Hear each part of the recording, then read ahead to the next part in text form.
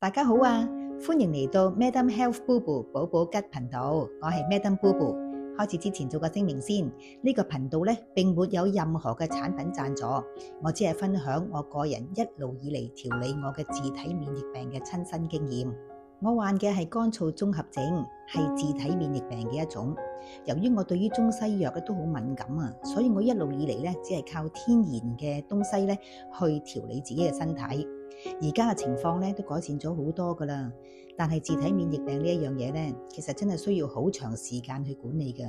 一停咋啲症狀咧就翻晒嚟噶啦。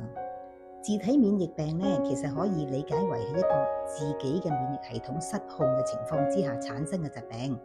香港嗰位免疫系統專家顧小培博士咧，佢做一個好好嘅比喻啊。佢話免疫系統咧就好似一隻狼狗咁樣，原本咧就係幫我哋去保護我哋嘅身體嘅，但係有一日咧，佢唔知點解亂咗龍，就會反應過嚟咧，就攻擊翻嚟自己。當佢攻擊我哋嘅頭髮毛囊咧，就會變成鬼剃頭；當佢攻擊我哋眼嘅虹膜咧，就變咗虹膜炎；如果攻擊我哋眼嘅淚腺咧，就會變咗 Sjogren's syndrome。當佢攻擊我哋嘅皮膚色素細胞咧，咁就變白色噶啦。如果攻擊我哋啲皮膚嘅，咁變牛皮癬啦；如果攻擊我哋嘅腎咧，就會變紅斑狼瘡；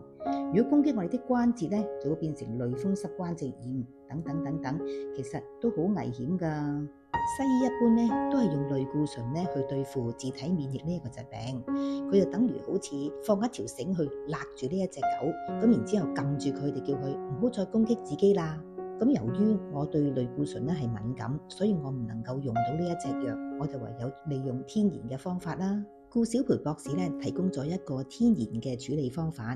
就係食一啲天然嘅保健藥品去激活起製造多啲 IDO 呢一隻酵素。原來呢一隻酵素咧可以幫助免疫系統叫佢收兵嘅，即係佢平復呢一隻狗，唔好再打自己啦，令到身體咧慢慢平復，包容咗個免疫系統，而唔係用條繩去勒住佢。咁有乜嘢天然食品係可以製造好多 IDO 呢隻酵素嘅咧？喺好早期嗰陣時候咧，顧小培博士咧係有介紹用蘋果果膠同埋一啲粟米葉啊、粟米芯呢一啲天然食品嘅。佢特別咧有強調蘋果果膠呢隻素咧可以入到去個腸度嗰陣時候咧，佢就會產生丁酸鹽呢一個物質，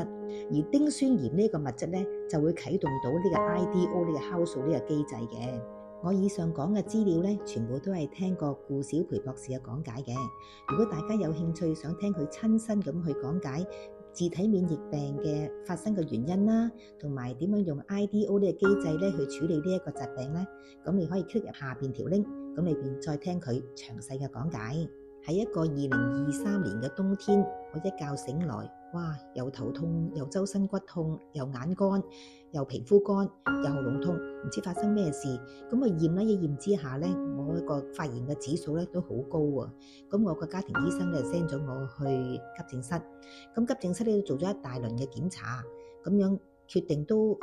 係炎症高啫，但係揾唔到原因喎。咁佢哋都唔係好明，咁就放翻我出去啦，就見一個自體免疫學嘅專家啦。咁自體免疫學嘅專家當然都係用類固醇嚟到處理啦。咁但係由於類固醇我一食落去咧，個胃就非常之痛啦，咁樣都唔知處理得邊樣好。咁當時都好彷徨啊。咁後來我就去諮詢阿顧小培博士啦。咁佢咧就介紹咗我食 Butyrate 丁酸鹽呢一隻天然嘅食品。咁個量咧係食得比較多嘅。咁而慢慢咧食下嗰陣時候咧，嗰啲炎症咧就降翻水平啦，降翻平復啦。咁而其他嗰啲病徵咧都陸陸續續咧都有改善。丁酸鹽呢個食品咧，對於我呢個自體免疫病咧真係有好大嘅幫助嘅。我真係好多謝顧小培博士嘅呢個介紹。我喺下一條片咧會繼續咧同大家分享丁酸鹽呢一隻保健食品嘅好處。如果你哋都覺得呢條片對你有幫助嗰陣時候，記得 like、subscribe 同埋 share。我哋下條片再見，日日補一補，大家精神好，拜拜。